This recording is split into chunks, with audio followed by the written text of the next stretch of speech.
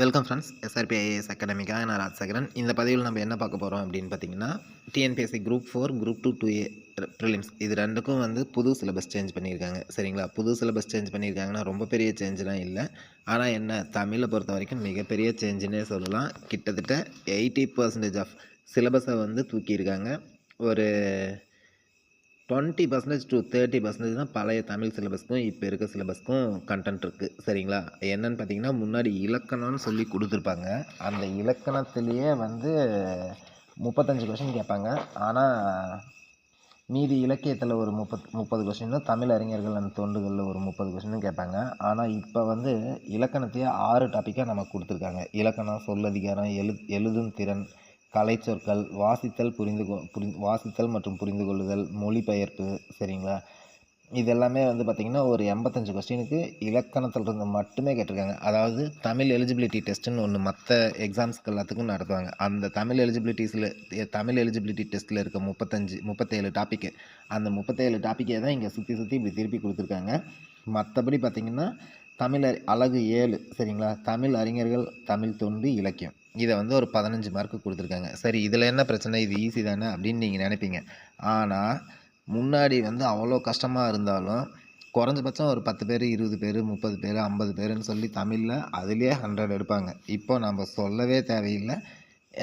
தமிழ் இலக்கணம் ஓரளவுக்கு தெரிஞ்சவங்க ஃபஸ்ட்டு யூனிட்டும் லாஸ்ட் யூனிட்டும், சரிங்களா, நார்மல் இலக்கணத்துலேயும் கடைசியாக இருக்க தமிழ் அறிஞர் அண்ட் தமிழ் தொண்டு, இந்த 40 மார்க் இருக்கு இல்லைங்களா, இந்த 40 மார்க்கு தான் கட் ஆஃபை தீர்மானிக்கும் தமிழை பொறுத்த வரைக்கும். இலக்கணம் உங்களுக்கு தெரியல அப்படின்னா 25 மார்க் அவுட்டு. சரிங்களா? தமிழறிஞர்கள் அண்ட் தொண்டு, அப்புறம் இலக்கியம், சரிங்களா, புது கவிதை, இது எல்லாமே ஒரு 15 மார்க்கு. இந்த 15ல் நீங்கள் மினிமம் 10 தான் டிக் அடிச்சிருக்கீங்க அப்படின்னாவே உங்களுக்கு அதில் 5 மார்க் போச்சு. ஆக மொத்தத்தில் தமிழை பொறுத்த வரைக்கும் உங்களுக்கு கட் ஆஃபை தீர்மானிக்கக்கூடியது இலக்கணமும் அலகு 8 தமிழறிஞர்கள் தொண்டு, இலக்கியமும். சரிங்களா? இந்த 40 மார்க் தான் உங்களுக்கு கொடுக்கும். இதில் விஷயம் என்னென்னு பார்த்தீங்கன்னா, இலக்கணம் கூட ஈஸியாக நீங்கள் 85 மார்க் எடுத்துடலாம். ஆனால் தமிழறிஞர்கள் அண்ட் தொண்டுக்கு நீங்கள் வந்து வழக்கம் போல் 6th to 10th, 11th, 12th சிறப்பு தமிழில் இருக்க டாபிக்ஸ், சரிங்களா, அதில் இருக்க அறிஞர்கள், அதில் இருக்க இலக்கியம், இதெல்லாம் நீங்கள் படித்து தான் ஆகணும். இந்த 40 மார்க்குக்கு தான் நீங்கள் ரொம்ப கஷ்டப்பட்டாகணும். இலக்கணம் கூட 25 மார்க் எழுதிடலாம். தமிழறிஞர்கள் அண்ட் தொண்டு தான். சரிங்களா? இதில் வந்து எல்லோரும் 100க்கு 100லாம் பார்த்தீங்கன்னா அசால்ட்டாக இப்போ 5000 வேகன்சி இருக்குன்னா 5000 பேரும் தமிழில் 100க்கு 100 எடுத்திருப்பாங்க. அப்போது தமிழை பொறுத்த வரைக்கும் கட் ஆஃப் பயங்கரமாக எகிரிடும். சரிங்களா? அதுக்கு அடுத்தது ஜிஎஸ் பார்த்தீங்கன்னா, ஜிஎஸை பொறுத்த வரைக்கும் சயின்ஸில் வெறும் 5 கொஸ்டின் தான் கேட்பேன்னு சொல்லியிருக்காங்க. முன்னாடி 9 யூனிட்டாக இருந்தது, இப்போ 6 யூனிட் பண்ணியிருக்காங்க. இதில் டெவலப்மெண்ட் அட்மினிஸ்ட்ரேஷன் யூனிட் 9 வந்து எக்கனாமிக் கூட சேர்த்திட்டாங்க. யூனிட் 8 இதை வந்து ஹிஸ்ட்ரி கூட சேர்த்திட்டாங்க. சரிங்களா? ஸோ எக்கனாமிக்ஸ் அண்ட் டெவலப்மெண்ட் அட்மினிஸ்ட்ரேஷனில் 20 கொஸ்டின், சரிங்களா, அதில் 10 கொஸ்டின் கண்டிப்பாக எக்கனாமிக்ஸில் வந்துடும், 10 கொஸ்டின் டெவலப்மெண்ட் அண்ட் அட்மினிஸ்ட்ரேஷனில் வந்துடும். ஸோ நம்ம ஃபஸ்ட்டு ப்ரிஃபரன்ஸ் கொடுத்து இதை படித்தா மட்டும்தான் 20க்கு 20 தூக்க முடியும். அதே மாதிரி ஹிஸ்ட்ரியும் யூனிட் 8ம் ஒரே இதாக கொடுத்துருக்காங்க. அதுலேயும் 10 கொஸ்டின் உங்களுக்கு ஈஸியாக தான் இருக்கும், மீதி 10 கொஸ்டின் உங்களுக்கு பயங்கர டஃப்பாக தான் இருக்கும். ஸோ இதுக்கும் நீங்கள் இது ரெண்டையும் first preference, economy and development administration of தமிழ்நாடும், ஹிஸ்ட்ரி, கல்ச்சர், ஹெரிட்டேஜ், சரிங்களா, இதில் 20 கொஸ்டின், இது ரெண்டையும் நீங்கள் ஃபஸ்ட்டு ப்ரிஃபரன்ஸ் கொடுத்து படிச்சிங்கன்னா மட்டும்தான் 40 மார்க் எடுக்க முடியும். அதே மாதிரி பாலிட்டியில் 15 மார்க்கு, இது வழக்கம் போல் நீங்கள் எல்லா டாப்பிக்கும் படித்து தான் ஆகணும்.